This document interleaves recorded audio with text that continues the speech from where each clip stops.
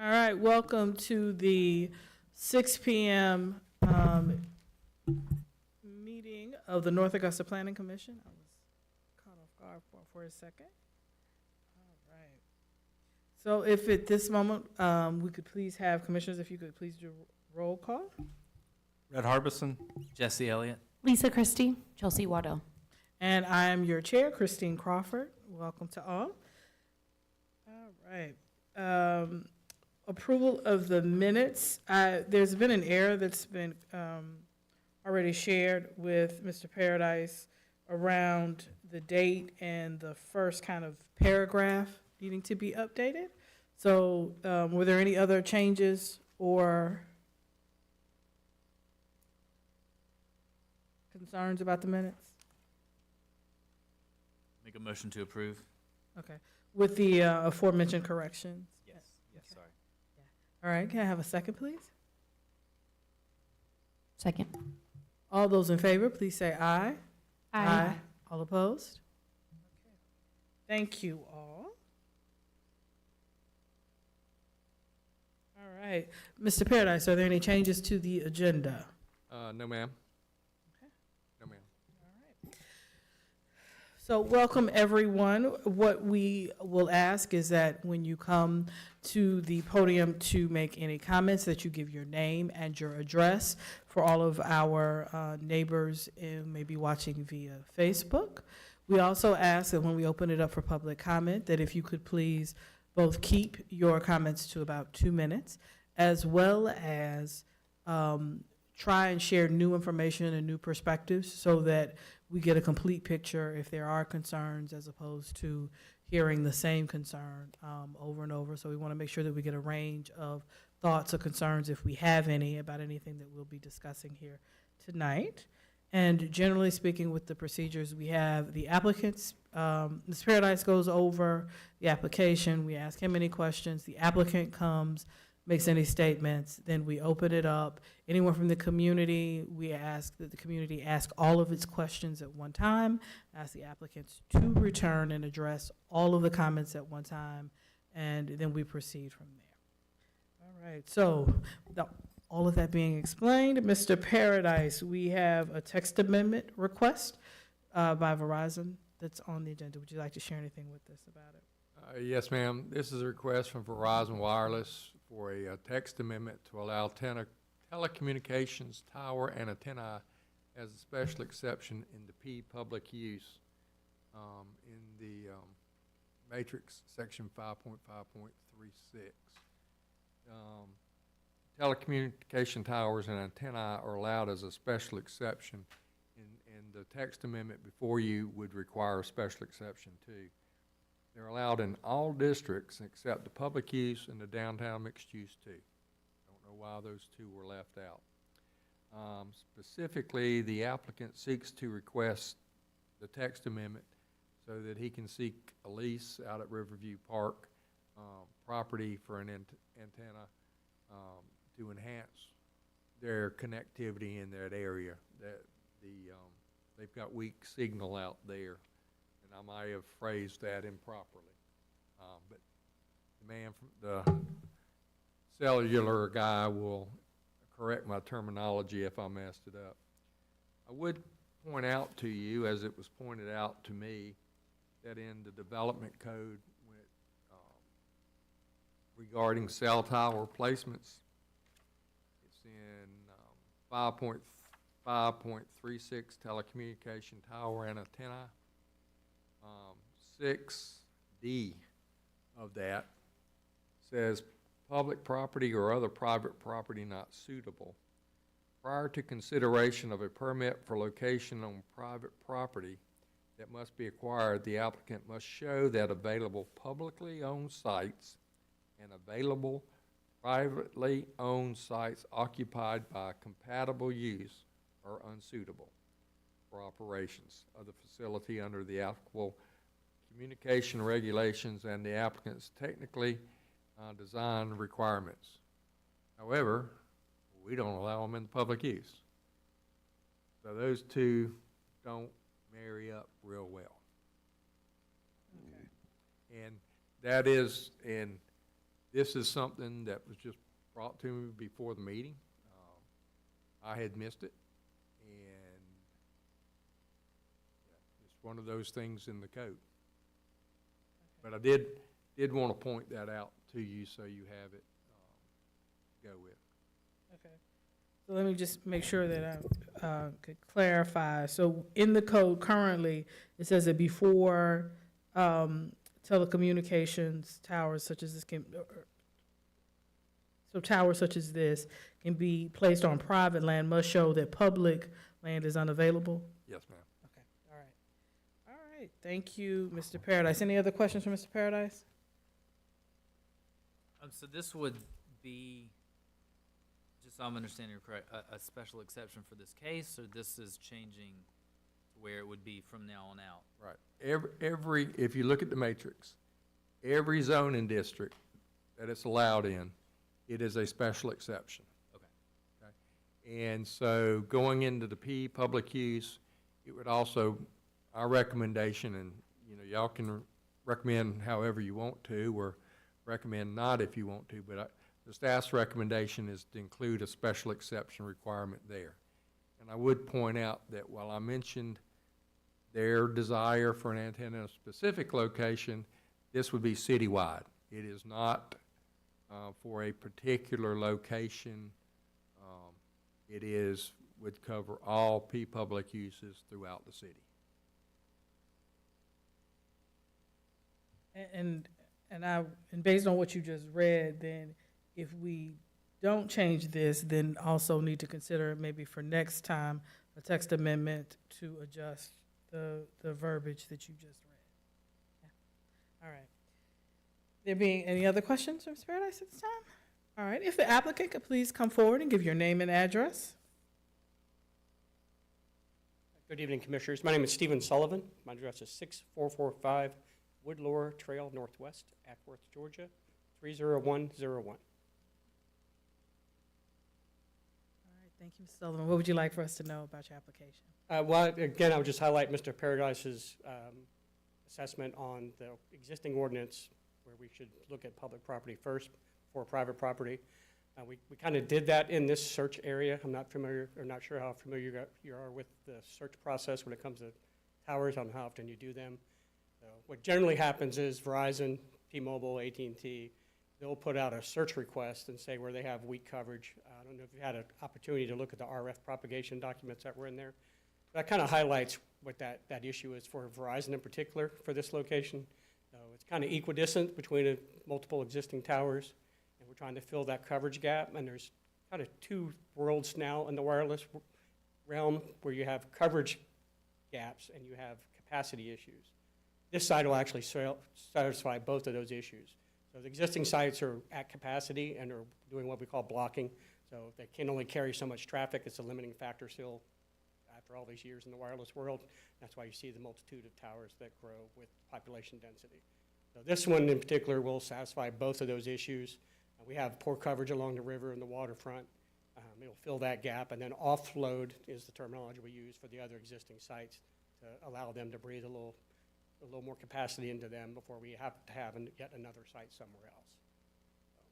So, at the end of the day, that's kind of what we're looking at. We've already shared a lease with the city. We've been in negotiations with the lease with the city attorney. We have red lines.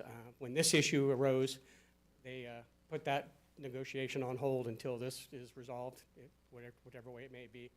But we have been in negotiations with the city for a tower at the riverfront park at this point. So on the map that we got, that's the location that we're fairly certain it would go? Yes, sir. So fairly certain. There is some leverage there. That was in the early conversations, seemed to be a good area away from the parking lots, and I know there's some pitching places back in there, batting cages, excuse me, and some maintenance sheds. So that was kind of the driver, like, let's tuck it back over there. It'll be a monopine, so it'll be a tree type, fig tree site rather than a standard monopole, just to try and offset that a little bit.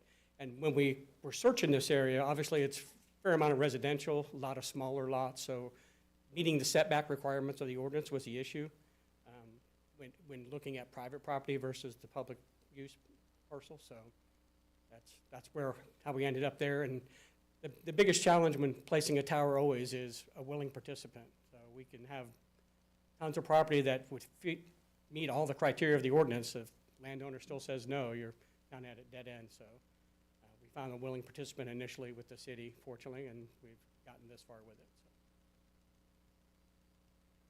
Are there any other questions for Mr. Sullivan at this time from the commissioner?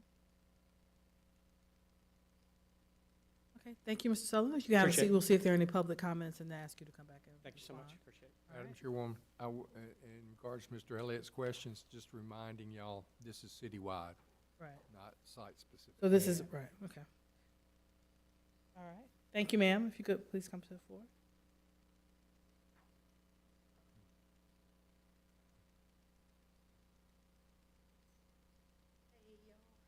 Amanda Acree, and 1903 Burns Road, North Augusta.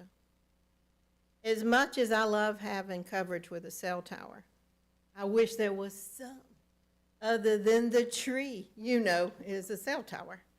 I wonder if there's any way to investigate a little bit more design on Verizon's behalf of something that could be more attractive than a cell tower tree.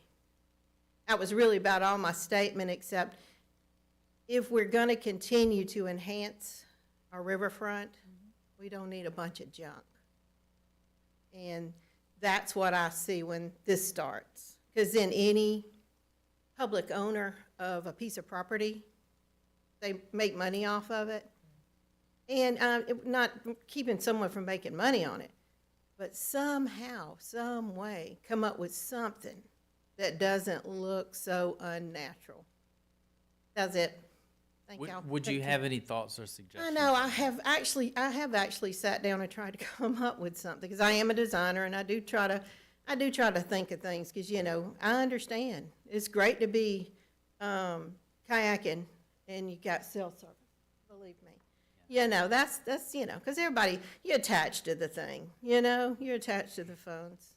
But, if it was something, I'd like to know how to submit it. If I did come up with something, how would you go about submitting it? So we'll ask Mr. Sullivan to respond to that as well. Okay. All All right, right. thank you. All right, are there any other questions from the public or comments?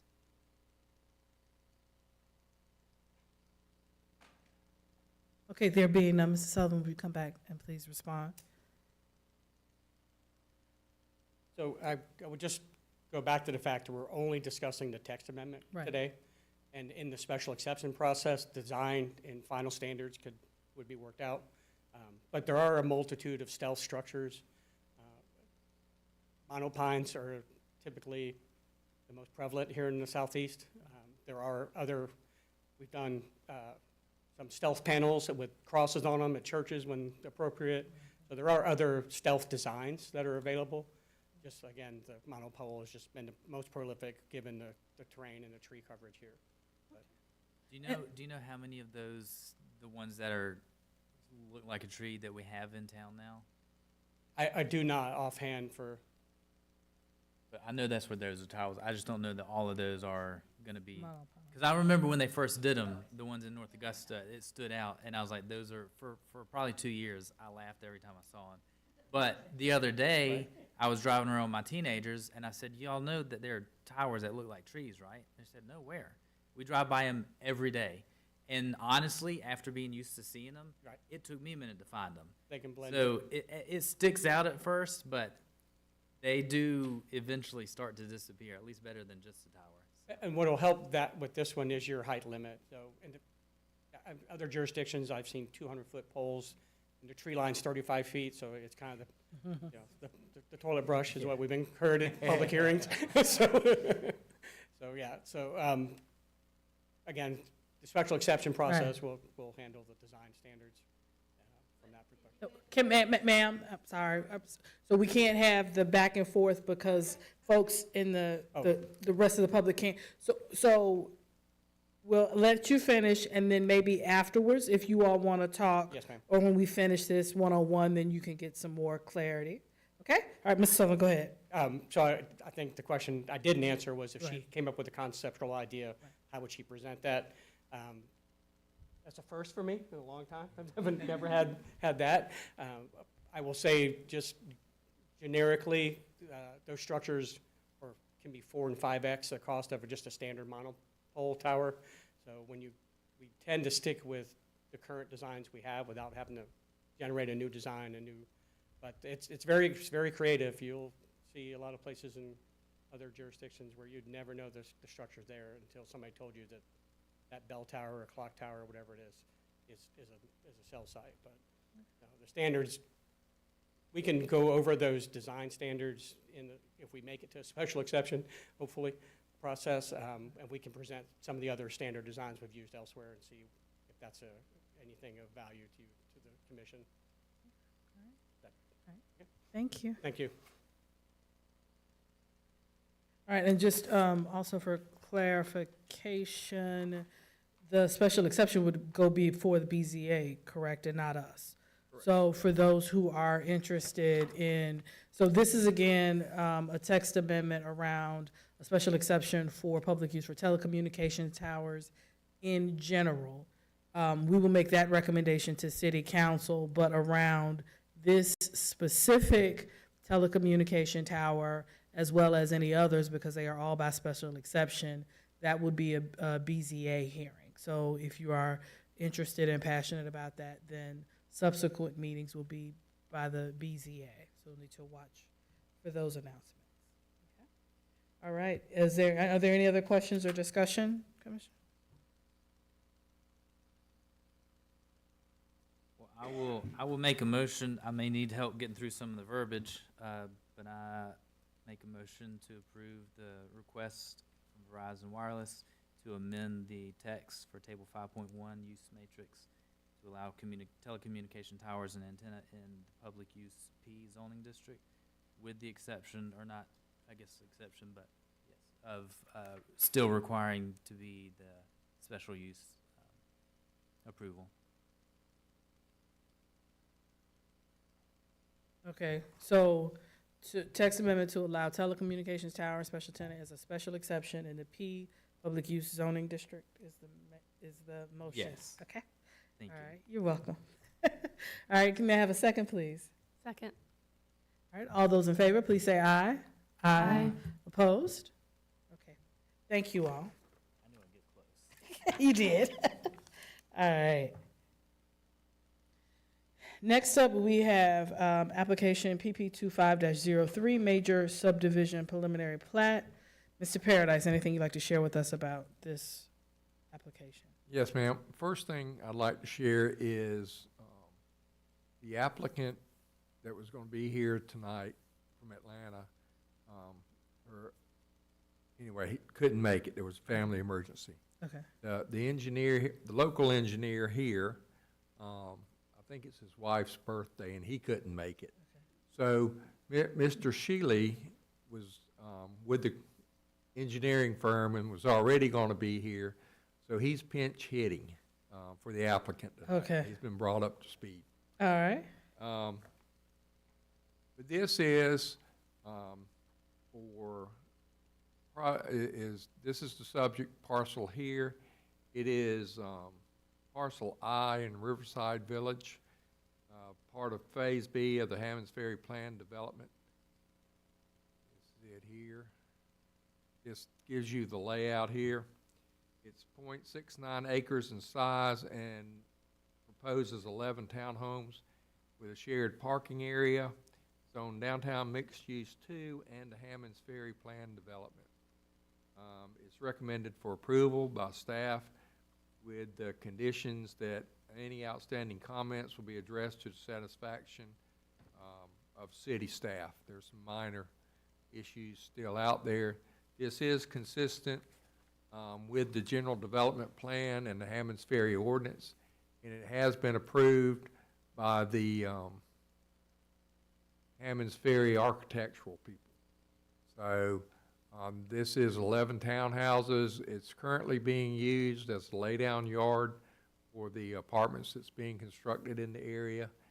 And these are not apartments, these are townhomes.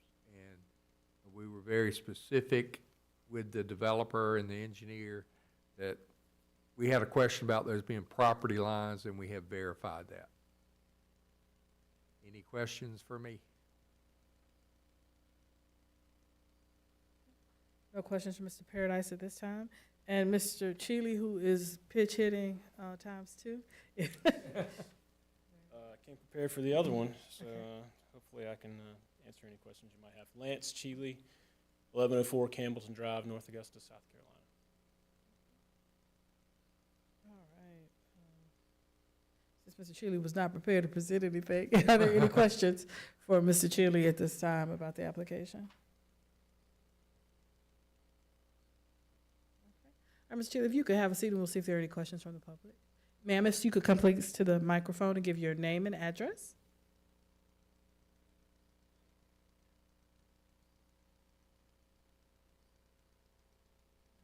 Michelle Wilson, 1901 Burns Road, North Augusta. I don't know what to say. The population density in Hammond's Ferry in that area is so bad now. Businesses have actually closed up and relocated because between the construction and the parking lots and the hotel and the residents, you can't really enjoy going down there anymore. And my husband and I, my family, we used to go down there quite a bit to eat out at the hotel restaurant as well as the restaurants nearby. We avoid it like the plague now. My daughter does live on the other side of the bridge. It's a lot quieter over there. I just think you have started approving these townhouses and apartments without thought of how dense and untenable living there has become for some of the residents. We know people who live there are moving out because it is that bad. You're already approved apartments on the other side. You've got more parking going on. I don't think even if you consider the number of townhouses, I have lived in a townhouse community many, many years ago, and what we found is that most builders allow 2 spots per townhouse, and that isn't enough when they have company. You wind up not being able to turn around in your subdivision. I think the density is too high. I think you really need to reconsider what's happening to our community. And the reason many people moved here is because it had a sense of community, and I think we're losing that. I really hope that you reconsider. We've been here, my family and I, we moved here 40 years ago out of choice, okay? And we're very happy, and I understand progress has to be made. But I do think that the citizens who've paid for the infrastructure, who've paid for this building, and who've paid our taxes diligently.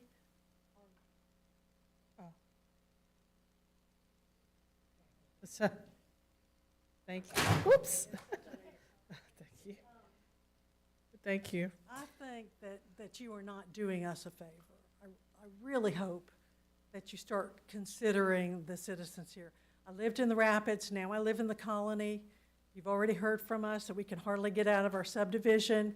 I've got the Hive being built. I have people doing 60, 70 miles an hour on Martintown. Turning left is a problem. Now we've got the kids from the high school not wanting to stop at the light, so they're racing through our subdivision. I just ask you to please consider increase, if they have to build on it, make the parking a little bit better and decrease the density. Because I know you're probably not going to deny them the ability to build on that, but if I'm not mistaken, they said 0.7 acres, was that it? 0.69 acres? I think I was estimating high. 6'9". I think our lots are almost that size for our homes, okay? That is high when you really think about it. Thank you for listening. All right, thank you, Ms. Wilson. Ms. Burns, I'm sorry. Ms. Wilson, Burns Road. Yes, I was combining your, thank you, Ms. Wilson. All right. Come on up.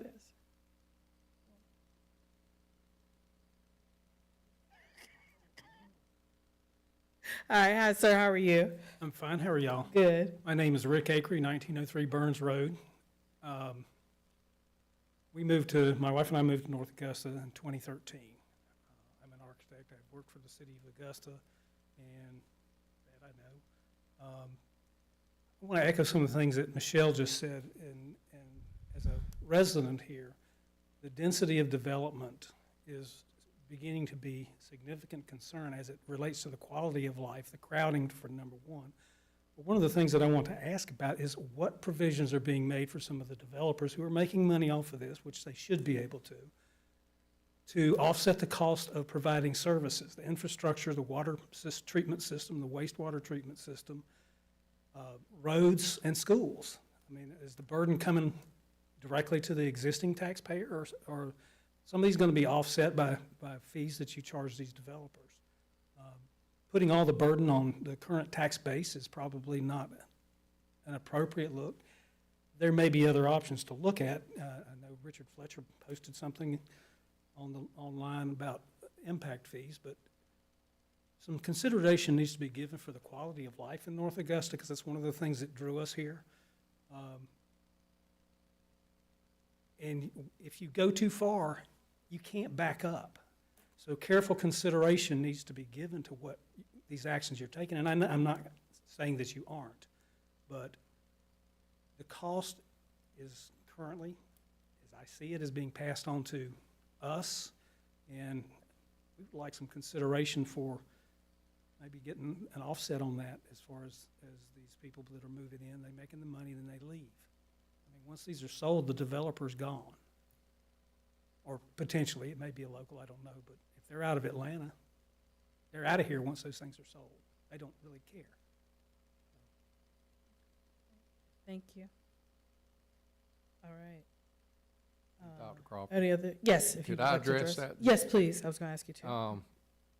And council recognized the fact of the cost sharing needing to be through some of the new development in effective November, and that's why they passed an impact fee. That went into effect November the 1st. So any additional construction and development in the city of North Augusta has to pay those impact fees to help maintain the service level at where we are at. All right, thank you. And Mr. Chile, I don't think there were any direct questions for you. Was there anything else you needed to share with us as a result? Okay. Dr. Crawford, can I just have him clarify one thing? So Mhm. with these, as opposed to apartments, these people would pay property taxes and be homeowners, correct? Your townhome. We cannot tell you, I cannot tell you somebody won't buy one of those and rent it. You know, just like you can buy a house in the Rapids and rent it. But these are fee simple, designed to be owner occupied type homes. And I would say that this is consistent with, and I understand the comments, but the general development plan and the ordinance that was adopted specifically for Hammond's Ferry, this is 11 units was what was allowed by that ordinance for that parcel. And they'll be a part of the Hammond's Ferry HOA, these properties? Probably not. Probably not, okay. I don't know. I don't have anything to do with the HOA. I would tell you that, you know, it is designed so that parking is all on site, shared parking.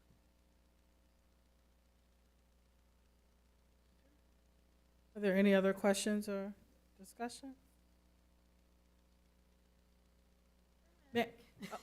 Okay, I'm sorry.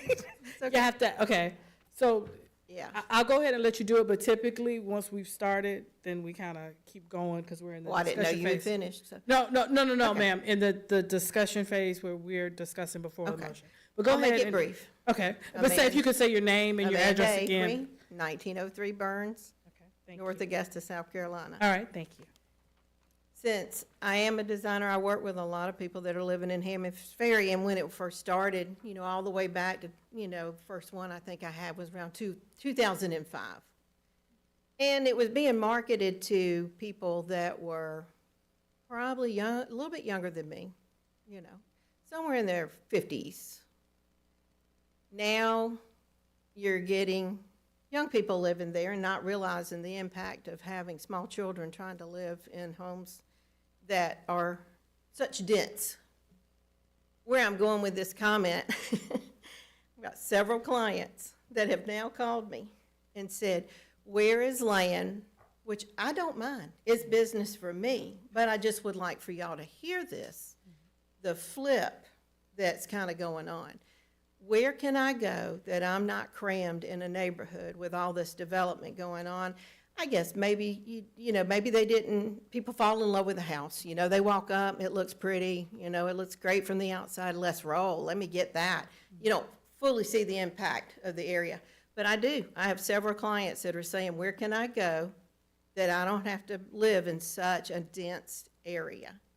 So, see, then that kind of frightens me for the North Augusta area because it's so great. We're right there. And now we're stepping all over it. I come from a long line of politicians, believe it or not. I did have a father that was a county commissioner, so I feel for all of y'all. I used to pick up the phone and get calls from people like, your daddy's crazy for doing what he's doing. Okay, that was way before you had some email. I was the email receiver. So I just don't want to lose that for our community. I brought a friend over the other day, making sure that our restaurants are getting, used and letting everybody know how beautiful the direction that we're going in. And I always campaign for that. But I don't want it to be so much that they're like, ooh, I wouldn't live there.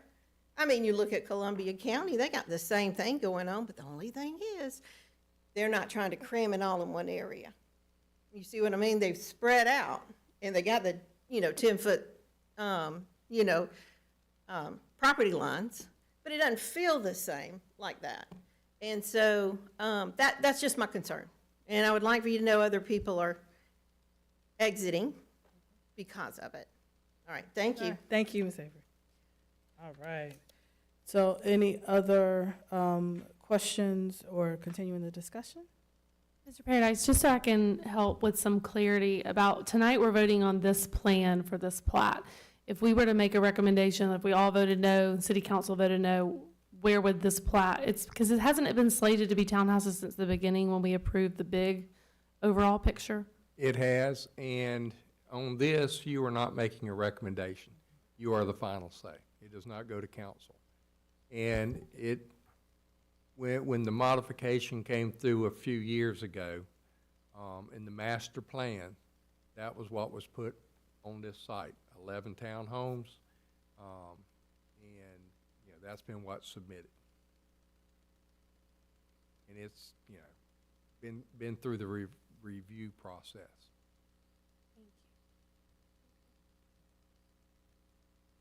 All right, any other questions?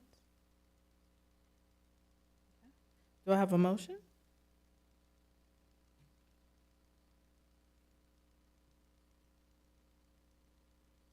I make the motion that we approve the major subdivision preliminary plat, request by Riverside Village owner for major subdivision for 11 townhomes on parcel 1 and phase B of the Hammonds Ferry plan development.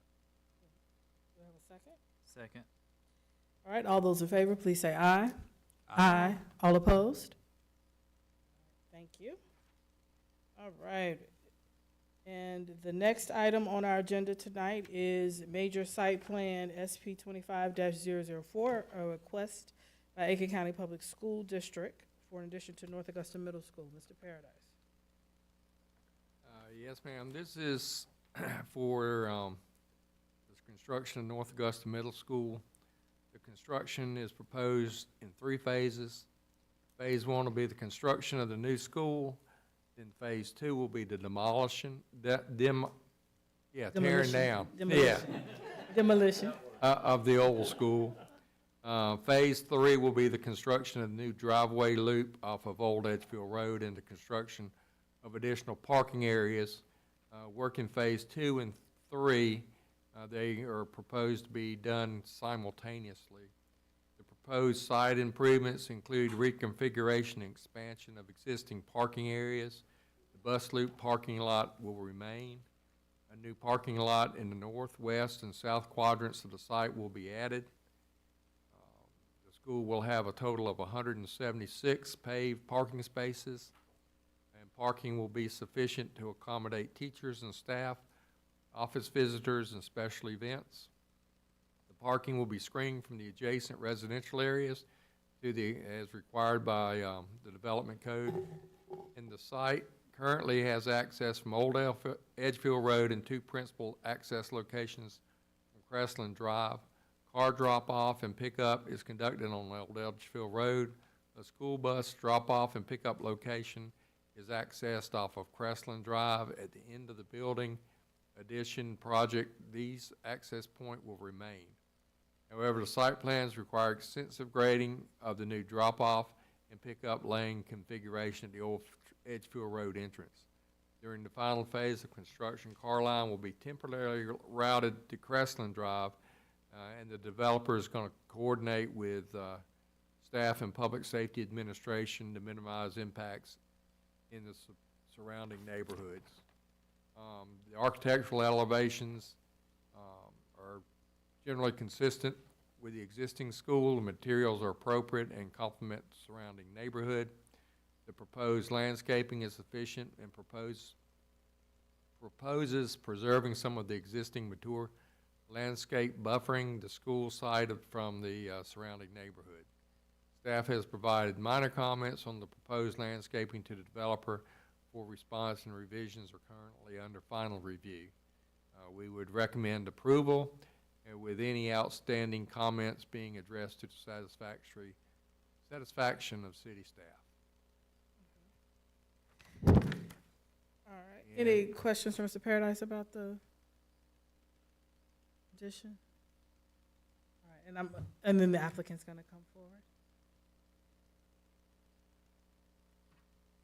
Good evening. I'm Tilden Hildebrand with Hatson Hildebrand, 133 Greenville Street, Aiken, South Carolina.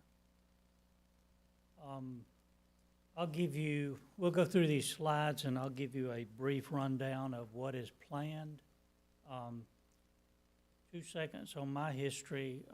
I actually moved to North Augusta in 1968 with my family on one of these lots you see along the bottom of the plan here.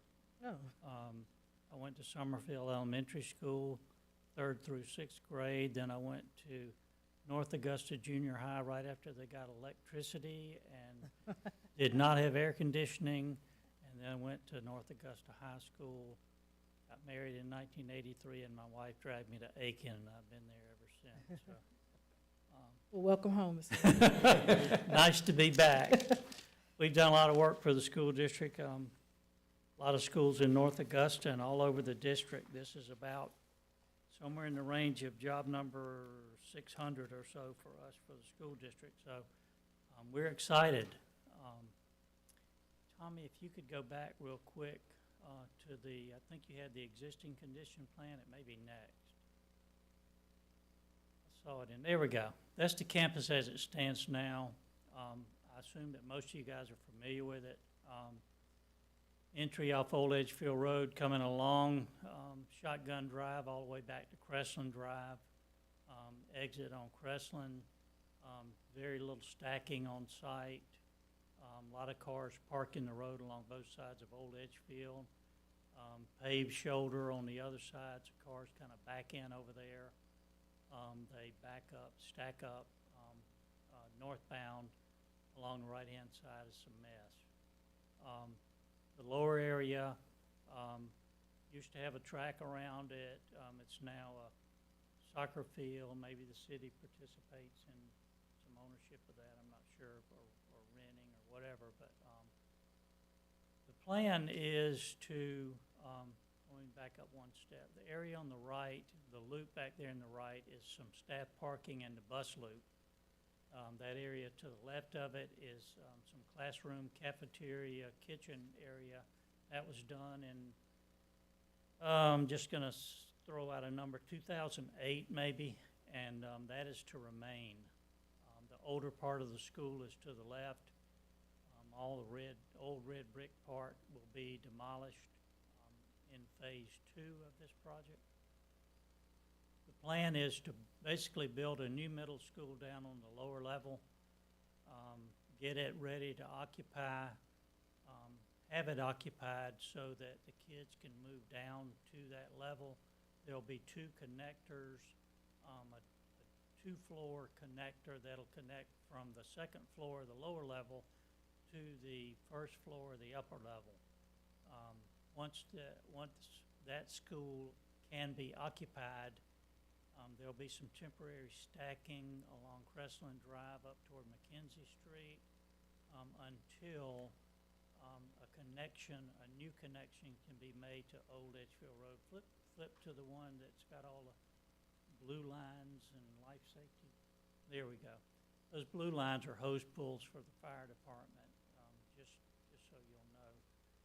There'll be a pickup drop-off line coming off Old Edgefield, winding through that loop, and we do those all over the place. Mossy Creek, Hammond Hill is different. They've got the Disneyland type parking, but most schools we do have the loops. And my wife teaches at Chucker Creek, or she's a secretary at Chucker Creek, and they call it the snake. But we try to get a certain length that's mandated by South Carolina DOT. DOT reviews all the traffic on the campus.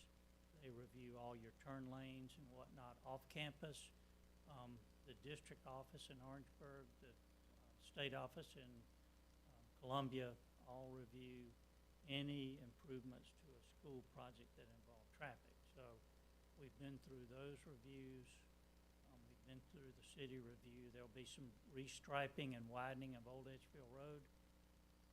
The plan is with the loop up front with approximately 3,400 feet of stacking, we'll be able to get everybody off Old Edgefield. It'll be up to the administration, and I've got Mike Jarrah with the school district here. It'll be up to the administration to help enforce that.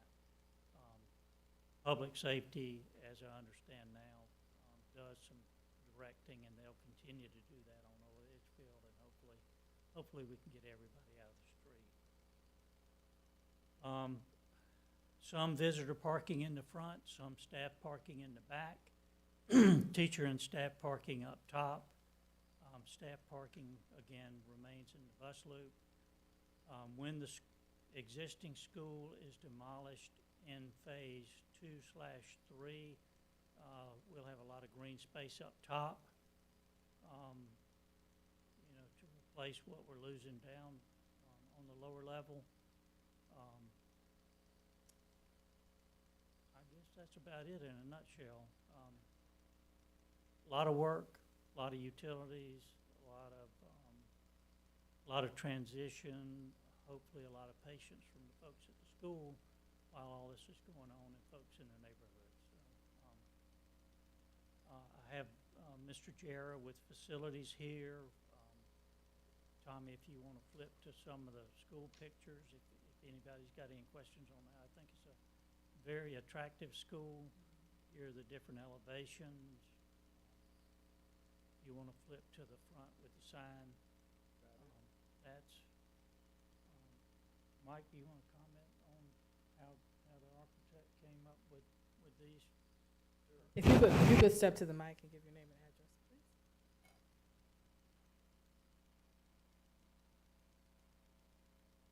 My name is Mike Jarrah, 61 Givens Street, Aiken, South Carolina. Madam Chair and Commissioners, I'm the Executive Director of Facilities Construction for the district, and it's been a robust building frenzy for me right now. And so happy to be here in front of you today to answer any questions. The district is super proud of this building. When you look at it from the front, you're now looking towards and capturing the elevation so that you could see all of North Augusta. I think it was a great positioning. Awnings help with efficiency, gives it that home feeling with the branding of the school. You'll see to your right, opposite of the of the NAMs of their logo. That's a very nice media center. If you could, Tommy, if you could go to the next slide for me, please. We have a courtyard in between the two passageways or corridors that connect what I call the old new and then the new down at the bottom. So this is a secured parkway in between the two elevations. Next slide, please. This would be the opposite side of that front view. And you'll see, in this view here is, you'll see a lot of brickwork, and the architect was, he made sure that we used, call it native materials because of the history of North Augusta and the bricks that were produced here over the years. We made sure that we captured that and brought that history and integrated it into the structure. And then, if you can go to the next slide for me, please. And that's an overall view of the front that you saw that Tilden talked about, and all the parking. And then to the top of that screen will be the existing parking to remain, then the parking to your right, and then you'll see the big snake that Tilden talked about would be to your left. And then about 76,000 square feet overall, with the renovated old new classroom to the structure to remain, and then demo. And then I think we have one more slide. There you go. Any other questions? Does this increase your capacity for number of students by how many? Capacity has been talked about. So what we've done is design the school for more efficient use of the square footage. So it doesn't necessarily mean that, Dr. Crawford, that we've added 175 students, okay? But the potential is that with more efficient use of the classrooms, with an extensive programming, discussions with the faculty and staff, we're able to accommodate more students without really adding more. It's not a easy, that's not an easy question. Okay. But if there's future growth, then this school will certainly be able to handle that. So we're not, and it was brought up before I got here, that we're not gonna have this beautiful school and then have a mobile in the back, okay? That's what we're really trying to prevent. Great question, thank you, ma'am. Any other questions? Mr. Gerald from the commission? All right, if you could have a seat, Ms. Gerald. If there are any other questions from the public at this time, if you could come forward, please give your name and address again. And then we'll ask Mr. Hildebrand and Jared to address them at the end. Chatty Cathy, Burns Road, 1903. Amanda Acree, 1903 Burns Road. All right, thank you, Ms. Avery. I always learned that 2 negatives leave with 1 positive. This is wonderful. Wonderful, because as many times as I go down that road heading to Aiken, South Carolina, that road is always backed up for picking up. So, beautiful. So, again, if there's any way there could be a campaign, though, let's push some of that development that we're all kind of tensing up about. Out to that area is a beautiful area. I mean, as far as the topography of it, it's beautiful. If there's a way to encourage developers to kind of pull over there some because of the school. And all I'm ever concerned about, I know we're 6 out of 10 for most of our schools. It would be great to be 10 out of 10, but, 6 out of 10 is not bad. All right, thank you. All right, thank you, Ms. Avery. All right, any other, come forward, please. And again, give your name and address. Ms. Wilson. Hello. You must hate our street. Michelle Wilson, 1901 Burns Road. I support the construction of a new middle school at that location. I really do. However, I have a couple of questions. One is, I've never met a building with a flat roof that doesn't leak. I spent many years replacing ceiling tiles on flat roofs. They all say they don't leak, they leak. So I'm hoping maybe we can consider an option for that. If you go to almost every building at the Savannah River site, they leak, all of them. Leak like a sieve. I used to have 3 trash cans in my office with hoses connected to them when it rained. The second thing I'm asking is, I wonder why we haven't considered solar panels when you're building new. Was there a reason? I noticed when I passed, is it Bird Elementary in Graniteville with the solar panels? I mean, you've got a roof going up, maybe you could sell back some energy or consider it. And then the other thing, I noticed that there's a slope on one side of it that kind of dead ends into a corner. I'm sure you've already considered it, but you're gonna need extensive trench drains on that side. Because I know in some of the existing construction we have now around our schools, we have wet, soggy areas that create a problem. But I do support the construction. I just hope you consider a few of those suggestions. Okay, Thank you. thank you. All right, so if there are no other comments from the public, Mr. Hildebrand and Mr. Jarrett, if you all could reply primarily to Ms. Wilson's questions around roofing, solar panels, and the slope to dead end.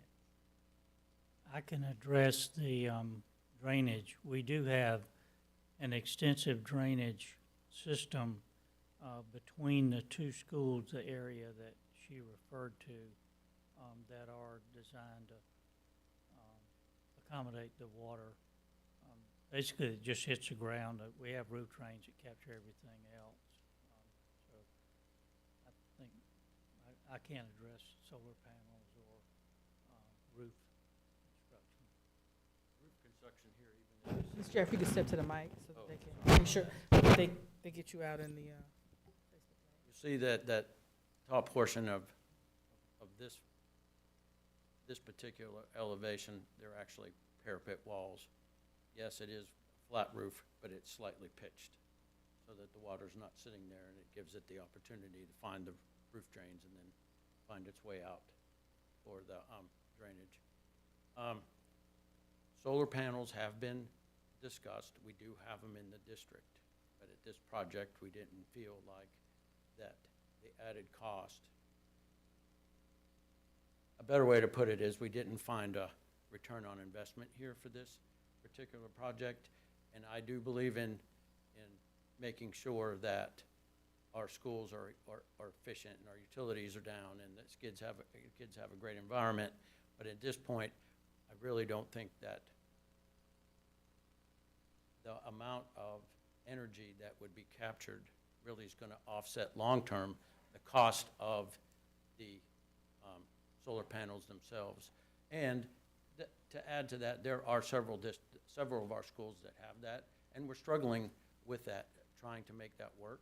So that's why we held off on solar at this point. And let me add, the ones that come to mind, Mike, Lavelle, Red Cliff, Orbit, they're all larger, more rural campuses.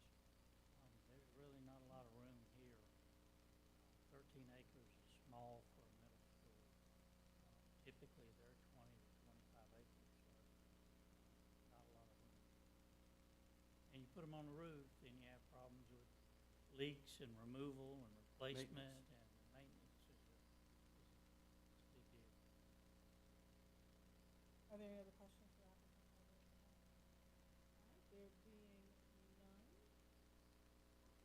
Any other discussion around this request for additional?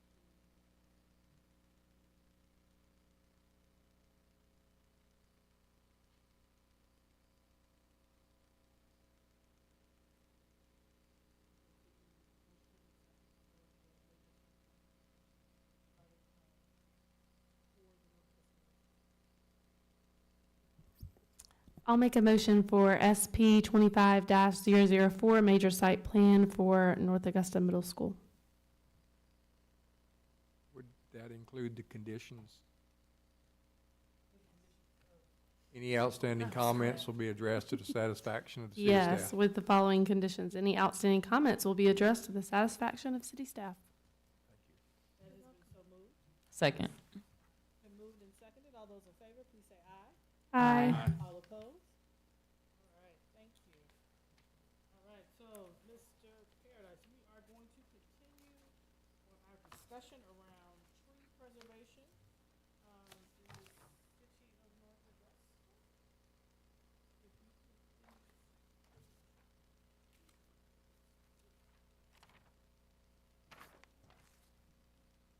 share with us our agenda with regards to. Yes, ma'am. When we started this, the first meeting, we went over where we were at. Last month, we had the city's arborist talk over what from the city he would like to see. And of course, we want to get the developer's aspect in here as well.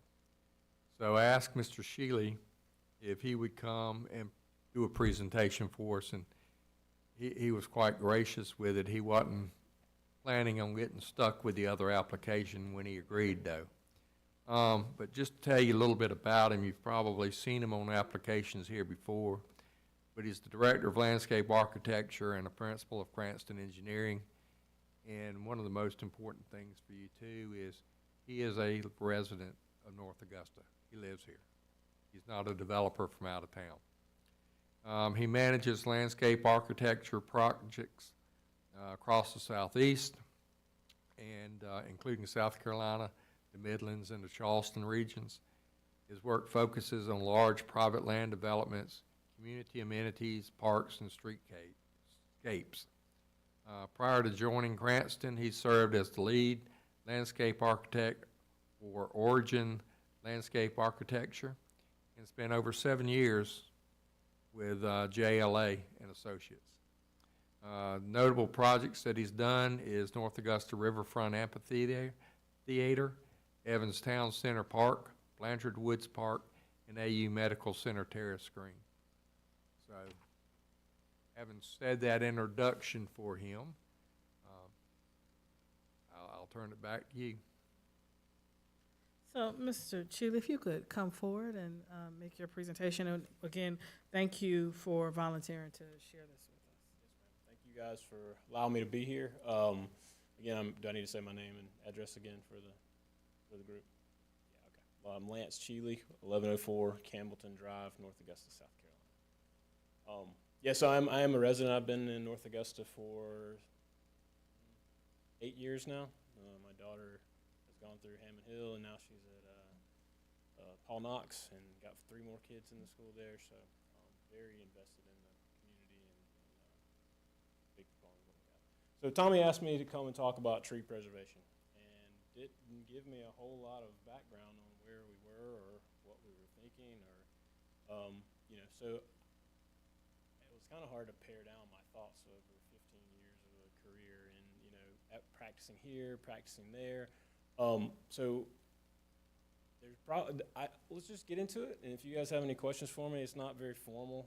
Just some kind of high level stuff. Honestly, it was hard to feel like I could fit it all in 10 to 15 minutes. So I tried to kind of pare the slides back as much as possible and allow you guys a lot of time to ask questions of my opinion and my experience.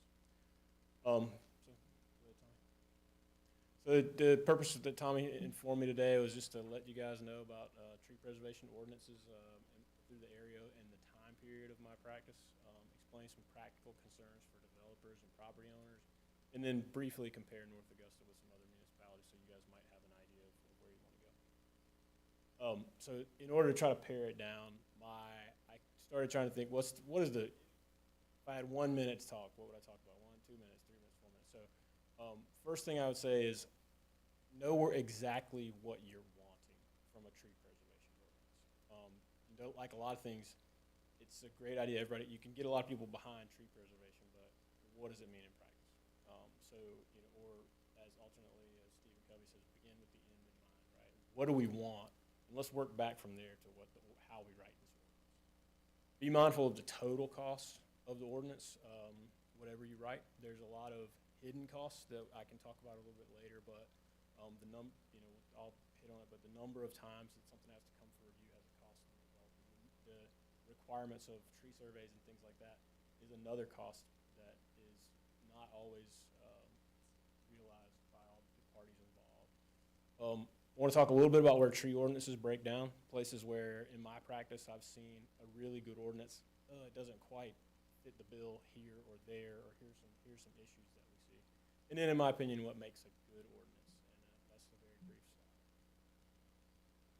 So, in looking at what preservation might mean, I went to the existing ordinance for North Augusta. There's two parts there, number 8 and number 20. They talk about preserving existing native vegetation. And one is mainly focused on ecosystem. The other is as part of the native vegetation as part of our community. So as a place to start there, I want to dive a little bit more into what you really get, the breaking down tree preservation into a couple of buckets of why we might do that. Mainly, I would see those in 3 areas of environmental benefit, aesthetics, and then placemaking. And further to break those things down, environmental benefits, there's a litany of things that trees do for us, groups of trees, woods. And those are, just to name a few, biodiversity, it's a place for lots of plants and animals to live. Local cooling, you get the shade effects, you get the transpiration from evaporation happening that cools the local area. Runoff mitigation, that's one that a lot of people don't realize in a canopied area. Something like the first 3/4 of an inch that falls doesn't even hit the ground. So that's relaxing storm sewer requirements and things like that. That's an important benefit from the environment. Aesthetics is the thing that I think a lot of us all really jump up and down about, or that we really want to tweak those things. We're hiding things or we're dressing things up, right? We don't want to look at that.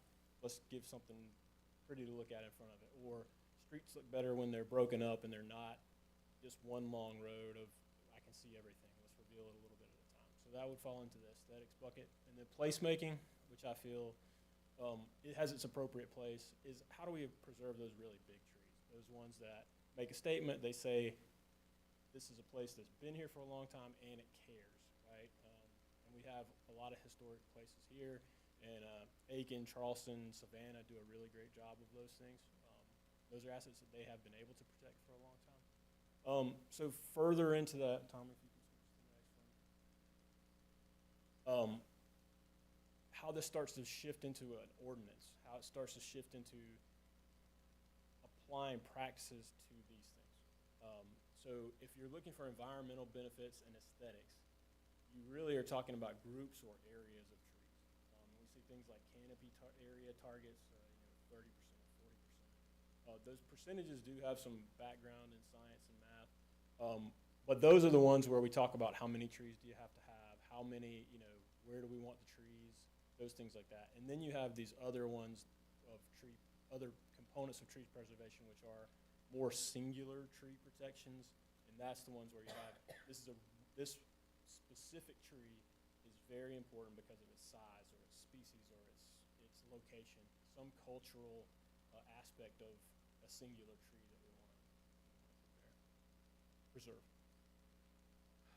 So keeping those things in mind, where we want to talk about considerations of a developer, and that's a broad statement, right? You got developers who do townhomes, single-family homes, large-scale communities, and you have to kind of look at things on those different scales to make sure that everything works. But in general, I would say the most developers that we work with are most concerned with time, money, and clarity. So in talking about time, you get things like how long does it take me to go from when I want to start my project to being approved?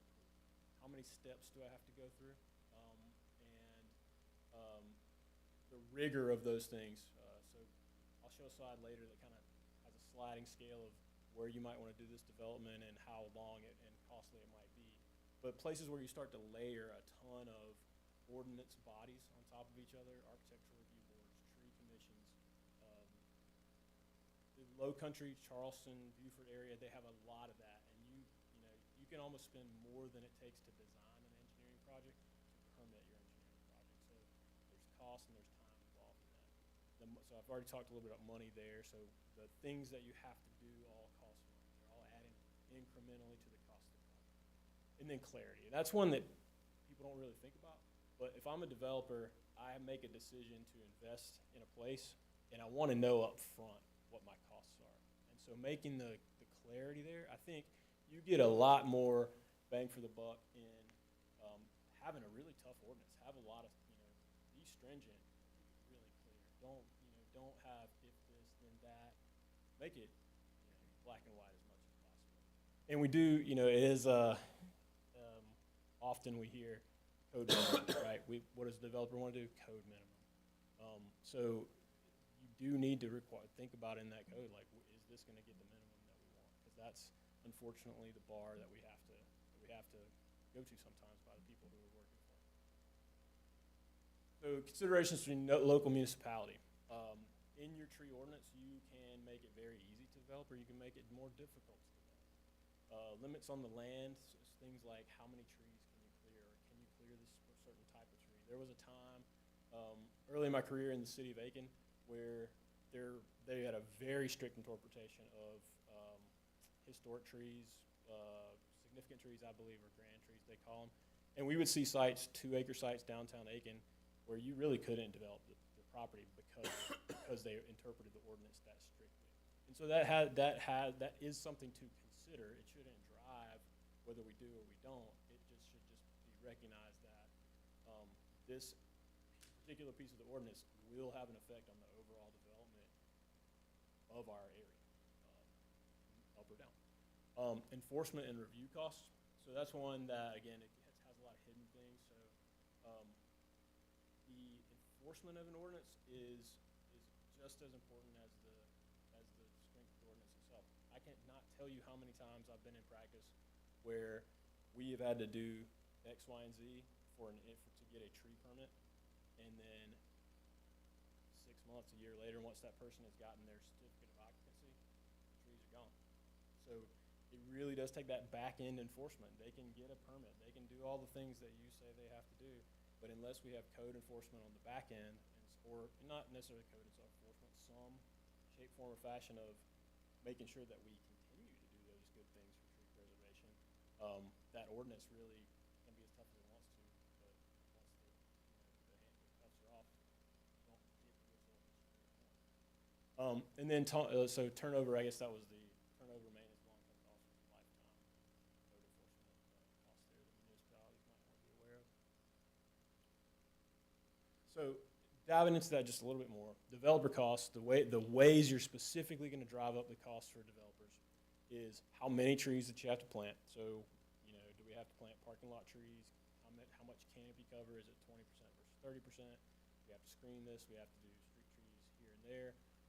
And then you also have the protection requirements. The protection requirements are probably most linked to hidden costs and feasibility. So if you have to protect certain trees, you can't just do that after the fact. It affects the way you develop. So in our area, we are not flat like the low country. The low country has the benefit of not having to grade too much anywhere. If you have 150 acres in Charleston, you can probably keep most of the grand trees. If you have 150 acres in North Augusta, South Carolina, or Columbia County, Georgia, most of your big developers, your national builders, they're going to want to mass grade those sites, and you cannot do that and maintain most significant grand tree requirements. So in that way, you can make your land undeveloped, if that to a certain group of people. And then the cost of the municipality, again, who produces the required documentation, like tree surveys, who checks the required documentation, right? I can hire a surveyor. I can have them go out. Most surveyors don't know what trees are which, so you have to have somebody else come back out and say, that's a this and this is a that. And then on top of that, again, to make sure you're getting what you're asking for, someone from the city really needs to go back out and say, did they get the trees here and there? If you really want to enforce those things to the letter of the law, to the fullest possibility. And then what happens in a conflict, right? If he says this and I say that, where do we land? So all those things are potential costs for the municipality that can be driven by a tree preservation ordinance. So this slide I was talking about, you know, I belabored back and forth to kind of say my favorites and my most hated tree ordinances that I've practiced in. But suffice it to say, I put it on just kind of a rough sliding scale of general cost of development, driven by those two criteria. How many trees do we have to plant? What's the, you know, street trees, canopy coverage, X, Y, and Z. And you'll see on the low end, or sorry, the amount of trees and then the preservation requirements. So on the low end, rural South Carolina counties, Edgefield, kind of up the upstate that way, you really don't have a lot of ordinance at all. So the development cost is very low. They don't have a preservation ordinance, very, very low. Augusta, Georgia, and Columbia County, Georgia, I put a little less than North Augusta in my experience because they don't require or don't enforce the total amount of trees that North Augusta does in relation to parking lot islands, foundation plantings in areas. There's just a lot of things in North Augusta that are good and I appreciate about our ordinance that you don't necessarily have to do elsewhere. And then on the high end of the spectrum, Beaufort, South Carolina, Charleston, South Carolina, you get into really heavy tree preservation ordinances. And the way they do those things is, well, there's a multitude of ways, but a common way is that you do get a tree survey, then you have an arborist go out and they grade the trees. If it's A, B, C, or D. And so trees that get an A or get a B or a C or a D, you have leverage to remove those trees kind of as needed. And then if you have an A, you got to keep it. And a B is kind of, you know, a little more discretionary. But there's a lot of steps to get to what is that, you know, what is an A, what is a B, what is a C, and it just lengthens time frame and things like that. So it does have a significant cost on the developers to develop in that area. Where I see tree ordinances break down. So this is my experience, whether they're good ordinances or bad ordinances, in my opinion. They're difficulty to write an ordinance that fits the scale of a single family residence, you know, 1 acre, 2 acre lot. Something that fits your generic development plan, commercial, you know, 3 to 10 acres, and then bigger than that. So where these things are hard to write for a blanket statement is big buildings on small sites. So industrial buildings, if you're looking at a canopy requirement, you're gonna have trouble on a Amazon warehouse because the building takes up all the site. Those are one-off things, but the things to keep in mind. Urban sites where, again, you have a lot of parking and a lot of building in a small site, you just don't have a lot of place to put those things. And then where your development methodology does not allow you to maintain trees or you're doing significant movement to the land and disturbance, is another place where they break down. The other place that they break down is community and municipality support. If the people of your community, the elected officials, the city itself is not together, you run into things where it's in the ordinance, but it's not enforced. And that could be from staff or from the people sitting in your position. We just get too much pushback on that. But what really has to be there is a desire and a value of trees. You have to value these things the same as you value infrastructure, or the same as you value your other parts of your legal ordinance. Competing departments sometimes are not unified. There's local municipalities right now that I could point out to you that the guy sitting across the hall in the room like this, one wants the trees and one doesn't. Where do they go? We don't know, but they're not going right here. And then, again, another thing that municipalities sometimes don't hold themselves to the same standards. It's tough to have a voting public that, sees that and still supports, we gotta do it, but the municipality doesn't. So, another thing to consider. So finally, what to me makes a good ordinance? And I say good, it does regardless of how you what it says, regardless of whether it's hard or easy. These are things that I would just keep in mind. Short, so it's easy to understand, right? Don't have a million pages. Give me one page of it's this or it's that. It's clear, right? We don't have an infinite number of scenarios that can be litigated. I think it's a X, not a Z or whatever that is. and then enforceable. So staff has the capability to go out and check, do these things that they need to do, and then it is enforced. The back end side is so important to getting these things effectively and practically implemented and maintained in the community. So I would, that might be my biggest soapbox about the whole thing is whatever we write, we've got to make sure that it's carried out, and that doesn't stop at plan permit, it stops at enforcement on the back end. So that's all I got. I feel like I talked a lot, but I hope it was helpful. Love No, to that have was any- extremely helpful. Thank you. It was. I actually do have a quick question for you. Yeah. So I know you mentioned the rural counties in South Carolina, but Edgefield County is considering a tree ordinance. Have you reviewed that at all? Like, do you know anything about it? Okay. No, I have worries. not. They have, so it's been a little while since I've been really in the guts of all the tree ordinances. I'm getting a little long in the tooth, so to speak. There were a handful of rural ordinances that kind of came out of the same place. You kind of tell whoever wrote this one wrote that one. The ones that I was referring to were very buffer oriented. You know, if you have this type of development, you need this buffer, and it was kind of, you know, not a lot of preservation mindedness to it.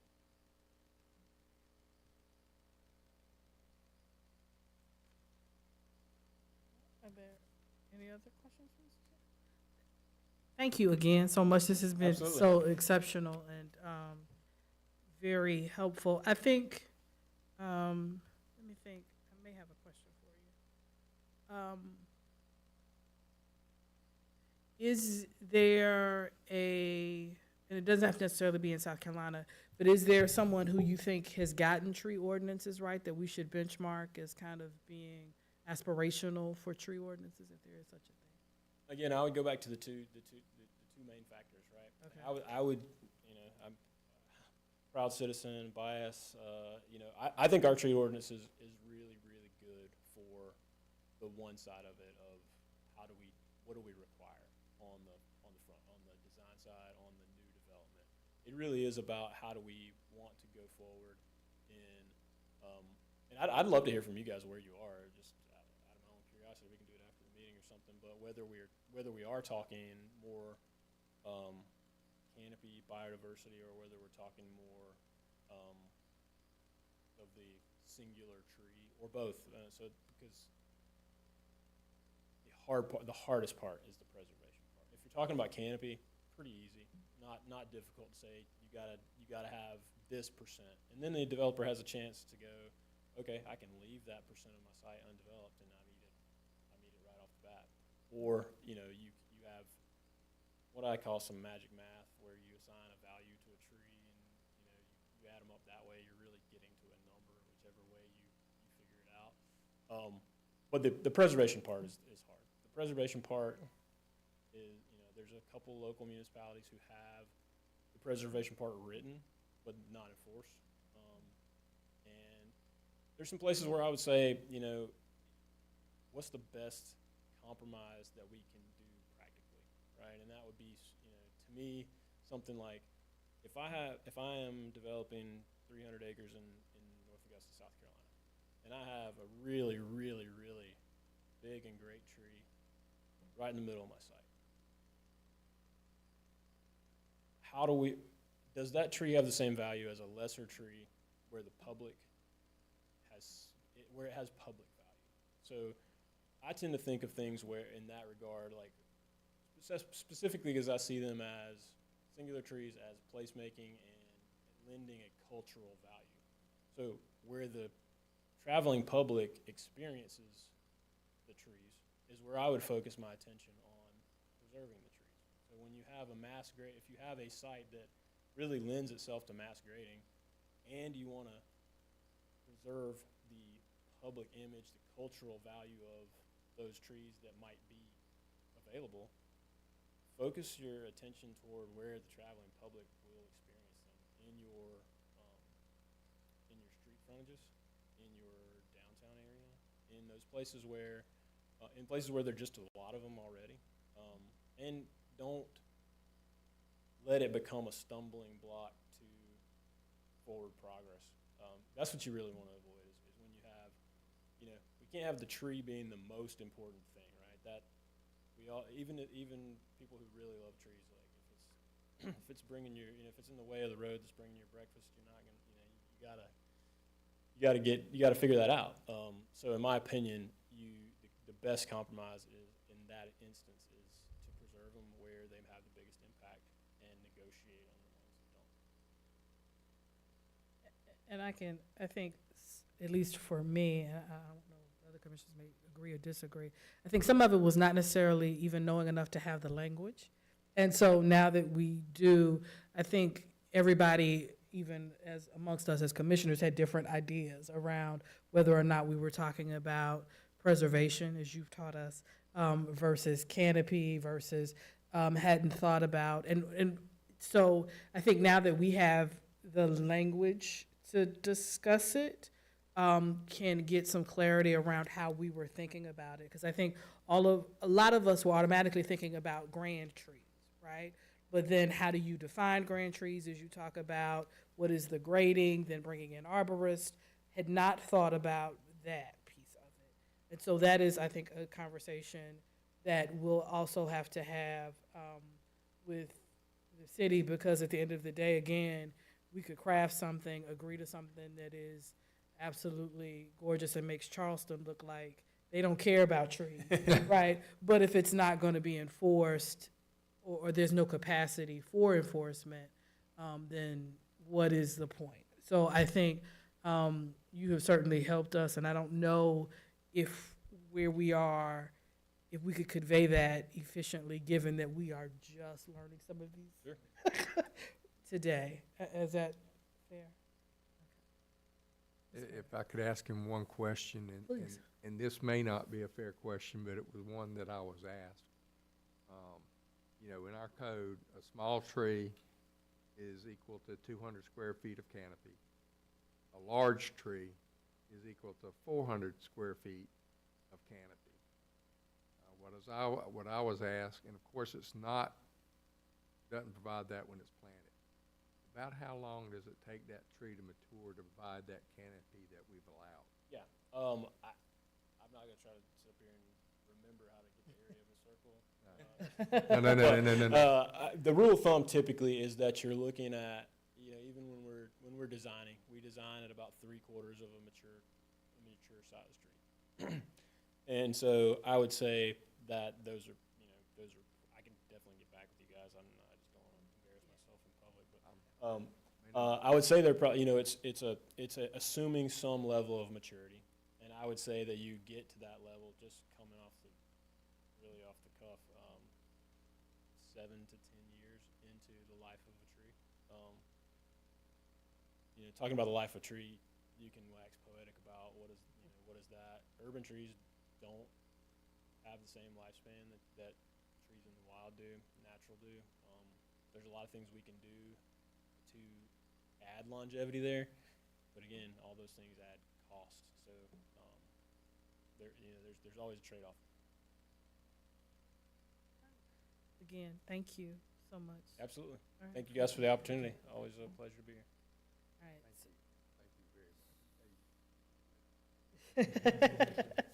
So what I had asked Mr. Paradise for next was kind of some stab at what we currently have in place versus some of the things that we've been talking about. But now that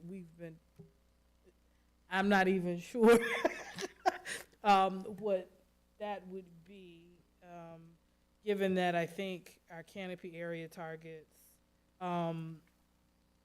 seem to be good. I personally kind of like that we're in the middle of the road, out of the other communities around us, if we had to compare. I think if anything, I think there was some desire to think about grand trees. Is that probably correct? And if you don't mind, I know with time we talked about the public safety building and how they saved some of the bigger trees that were there. I assume they just kind of decided to do that. Who made that decision? Who decided what trees? How did that come about? Because I paid attention specifically since they talked about it, and it is nice. I have a big oak tree like that in my backyard that I was very glad Helene didn't take down. And I would say that was administration and the city trying to do the right thing.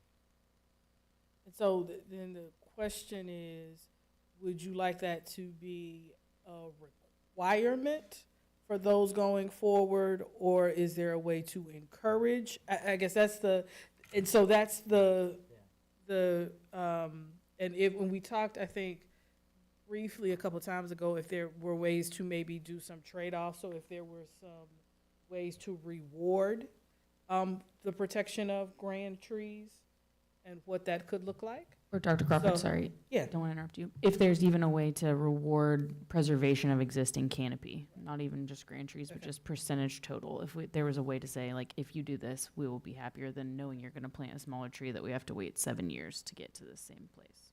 So I think if you could take a stab at that, Mr. Paradise, and what those trade-offs could be, because and again, what the city's interested in, because I don't know if the right answer, I don't know that the right answer is necessarily green space, right, as a reward, right? So, and given the topography of most of our sites, what do you think that could look like?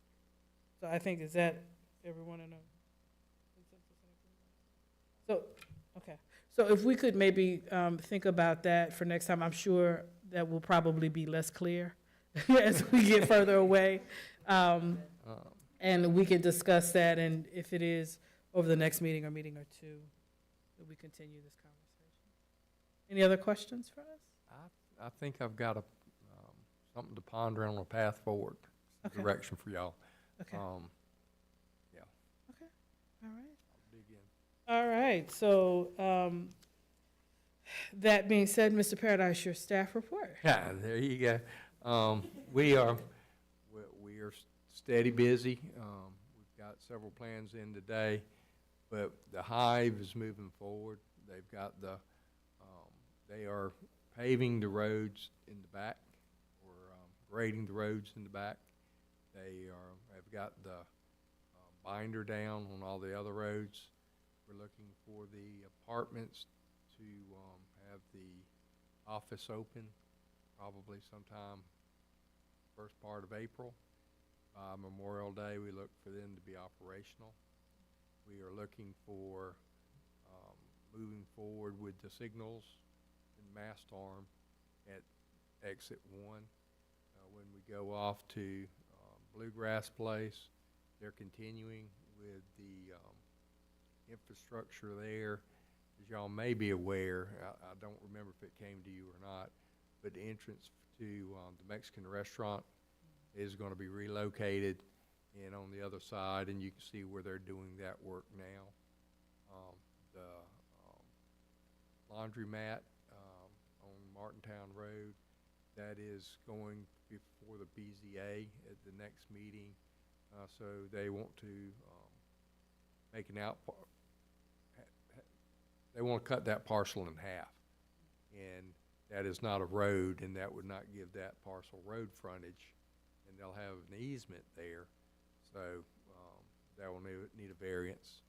And so that's kind of the highlight of what we've got going on. True North, we have, that was a rezoning through here, and we have received those plans and moving forward with those as well. And as your summary and report convey, you all are very busy, and again, we appreciate all that you all do and your thoughtfulness around taking care of our community and moving North Augusta forward. So thank you to you and your team as always, Mr.